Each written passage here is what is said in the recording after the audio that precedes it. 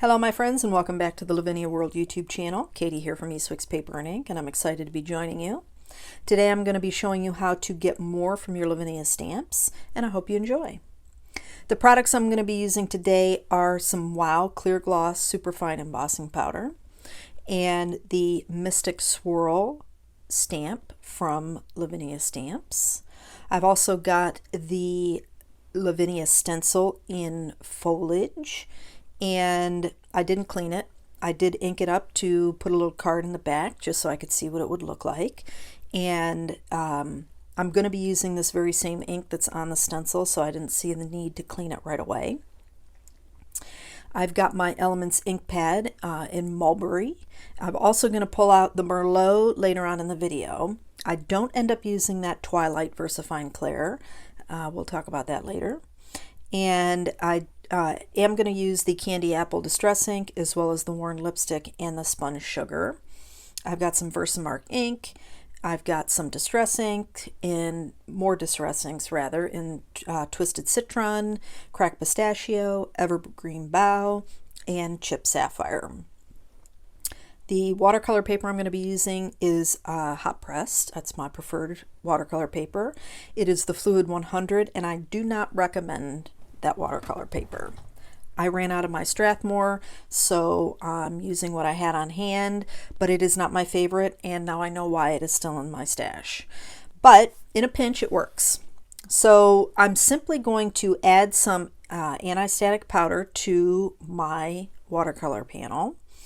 And hot press watercolor paper, if you're not familiar, is much smoother than regular cold pressed or rough watercolor paper.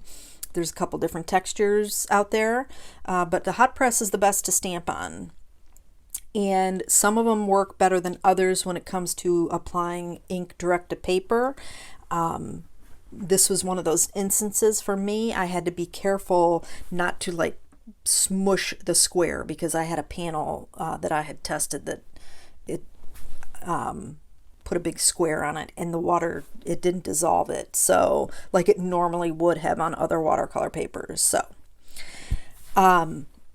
what I'm simply doing here is inking up my stamp 3 times to make sure I get a good impression, and adding my embossing powder, heat setting that until it's smooth and melted. In this case it's going to be glossy. And then I'm just going around the panel, and I'm going to keep doing that, and adding my anti-static powder because I don't want any stray embossing powder. Placing my stamp, no rhyme or reason, just placing it is to cover as much of the panel as I can, so that I don't have a ton of white space and blank spots. You'll see later in the video I did 2 panels with some hot water, or it's not hot press, but it's just watercolor paper, but it's a bit smoother than a normal cold press. So if you have access to the B watercolor paper, that worked really well too for what I'm doing here today. So I did skip ahead, and because it's very repetitive, and here you can see a little bit of the shimmer and shine from the embossing powder. Now off camera I did 2 more panels, and now we're going to just add our ink to paper. Now this is the Spun Sugar. My ink pad seemed to be a bit dry. I really had to put a lot of pressure on that, so I need to get me a re-inker. This is the Worn Lipstick, and then I'm going to come in with the Candied Apple. Now I have a bottle of Perfect Pearls. I just save spritz bottles that I get, you know, from hair products and things like that, and I mixed up some Perfect Pearls in there, and so I got a nice big bottle of it, and then I just soaked down my paper, and I let my panels air dry. I don't like to add the heat tool or anything. I just think you get a much better result by just letting it air dry.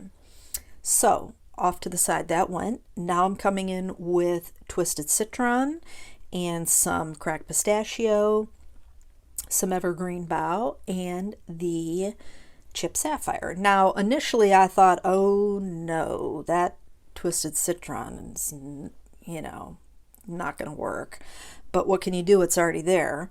So I kept going, and in the end you'll see, again, just adding that Perfect Pearls, in the end you're going to see that it actually created a really cool technique. So you'll see that later on. So off to the side that went. Now I'm coming in with the third panel with the cracked pistachio, evergreen bough, and chipped sapphire. Spritz that up with the perfect pearls and let that dry. Now these panels, they were on a hardboard and they're supposed to measure 4 by 6. It was like 3 3/8 roughly wide. But it was 6 inches. So I ended up taking a little trim off the panel. And so that they're probably 3 1/4 by 5 1/4. And so some of them I put a mat behind with either white or navy cardstock. See there, you can see it kind of dyed the embossing powder, that twisted citron. You get a closer look at that later. Now, this is the panel that we inked up just now on screen. Pulling out my stencil. This is the one I did last night, and that's on the B watercolor paper, and I just loved how it turned out. When I added the ink over top, it really brought out that perfect pearls, and I just thought it was really, really pretty. So I'm just going to take the Mulberry Elements ink pad and ink up the stencil. And you can make this as light or as dark as you want. I just did one, kind of little pass through, adding the ink, and that was, enough for me. But you can make it as dark or as light as you want. Now, I joined two of my favorite things in card making, and that's backgrounds and word dies and alphabet dies. So, later on, when these panels were drying, initially I did all my die cutting, so I'm not going to include that. But you'll see in the end. You'll understand because it's a lot. There's 5 cards. So this is where I debated the Twilight Versafine Clair, and I opted for the chipped sapphire because I thought the Twilight might be a little bit too dark. Twilight's one of my favorite blues, but I just figured I'd err on the side of caution, and I went with the chipped sapphire. Now, I really liked how it brought out the detail of the twisted citron stamping, and it makes me want to try the Twilight, the Versafine Clair Twilight, again, to see what that would look like and see if it really would be too dark, because you never know. But that panel's done. Now this panel here was one that I did the night before, and in the center there I had just kind of stamped the perimeter, and so that left quite a bit of light space in the center because of the spun sugar. And so I'm just taking the Merlot Elements ink pad and adding that to the center. I didn't go all through, all over the card base, just kind of kept that towards the center. Excuse me.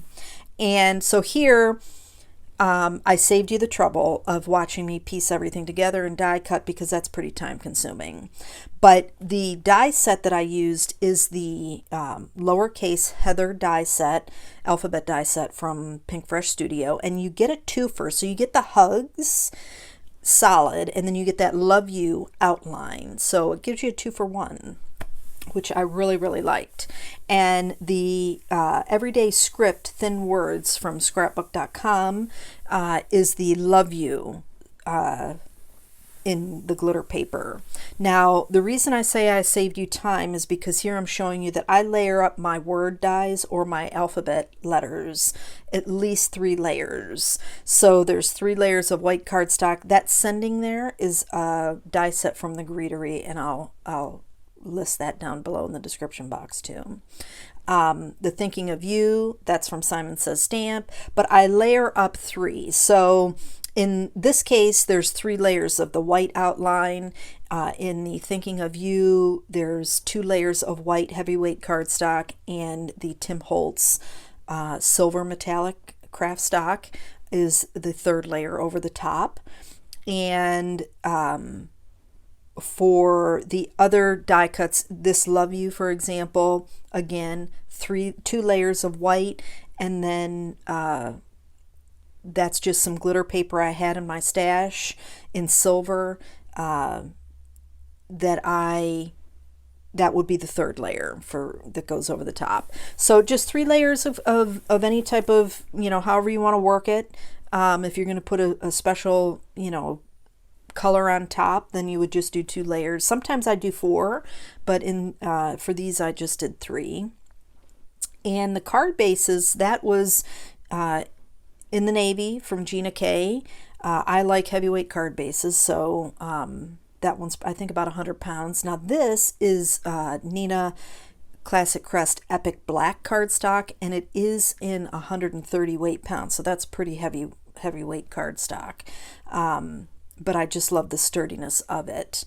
And the other thing that I added was underneath the sentiments was just a cutout piece of vellum, a heart die that I had in my stash, and just to bring out the sentiments a little bit, that I just placed that underneath. But that pretty much finishes up the cards for me today, guys. Links to the Lavinia World shop and the products used in today's video are going to be listed in the description box below, as well as links to follow me on YouTube, Instagram, and Facebook. Also, be sure and click the link to head over to our Anything Lavinia Facebook group. And I hope you enjoyed the video. If you did, please give it a thumbs up. And if you haven't yet subscribed, please go ahead and do that now. And don't forget to ring the bell and select all notifications. That way you'll be notified each time a video has been uploaded. I want to thank you all so much for joining me today. I hope you have a fantastic day, and I'll catch you in the next video.